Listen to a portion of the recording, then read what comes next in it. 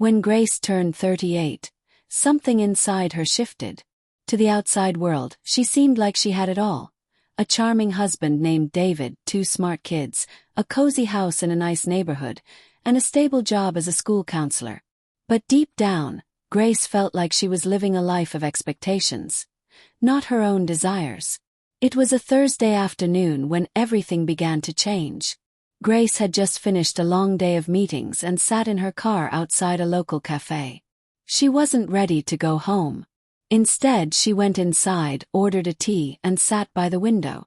As people walked by, she started to wonder, when was the last time she did something just for herself? Something she truly wanted, not what others expected of her. She took out her journal and wrote one sentence. What do I really want? That small question opened a door.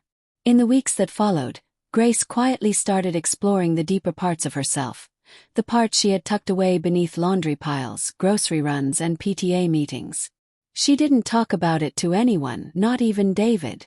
But as she journaled, reflected, and read articles on self-development, she began to notice a pattern. Her hidden desires weren't about luxury or drama.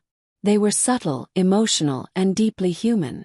The first thing Grace realized was her desire to be truly heard. Not just listened to during dinner conversations, but deeply understood, without interruption or someone rushing to fix things. She wanted someone to ask, "How are you really?" and then sit with her in that answer. As a counselor, she offered this kind of space to others every day, but no one offered it to her. The second desire was the freedom to express herself without judgment.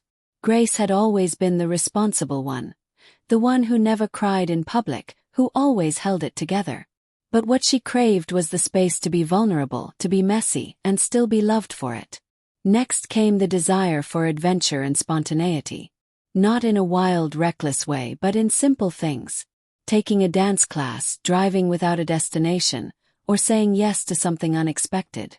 She remembered how she once wanted to take a photography course in college but never did because she thought it was impractical. That longing was still there. Then, Grace uncovered something surprising. Her desire to be seen as more than a mother or wife. She loved her family dearly, but she missed being seen as Grace, a woman with passions, ideas, and dreams. She didn't want to be invisible behind the roles she played. She wanted to be recognized for who she was at her core. One of her deepest desires, though, was emotional connection. Genuine, heart-deep connection.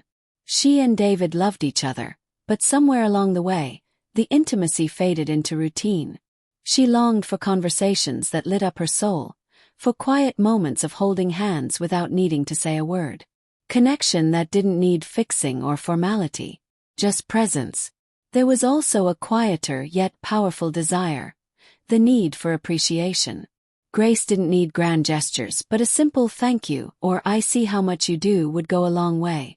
She craved being acknowledged, not just for her efforts but for her essence. Finally, Grace realized that what she truly desired was the permission to put herself first sometimes, without guilt. So many women are taught to give endlessly, to be selfless, to sacrifice. But Grace wanted to believe it was okay to care for herself too. To rest, to dream, to say no without explanation. As the months passed, Grace didn't suddenly change her whole life, but she started making small, meaningful choices.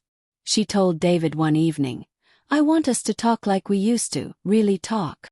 And surprisingly, he listened. They began setting aside time once a week just for conversation. No TV, no phones, just them. She signed up for that photography class she had once dreamed of. She started going for walks alone with her camera, capturing light and shadows. It felt like rediscovering a part of herself she had forgotten. She took more time to pause during the day, to breathe, to write, to reflect. She gave herself permission to feel, to want, to need. And slowly, Grace began to feel alive again, not just as a mother, a wife, or a professional, but as a woman. By the end of that year, Grace realized something powerful. That so many women carry these quiet, hidden desires. They aren't loud or dramatic, but they matter deeply. The desire to be seen, heard, appreciated, connected. The desire for freedom, creativity, and rest. And most of all, the desire to be whole. Her story wasn't about breaking away from her life. It was about stepping more fully into it. With truth, courage, and compassion. Grace's journey reminds us that the hidden desires of a woman are not selfish or unrealistic. They are human. And honoring them is not a luxury. It's a necessity.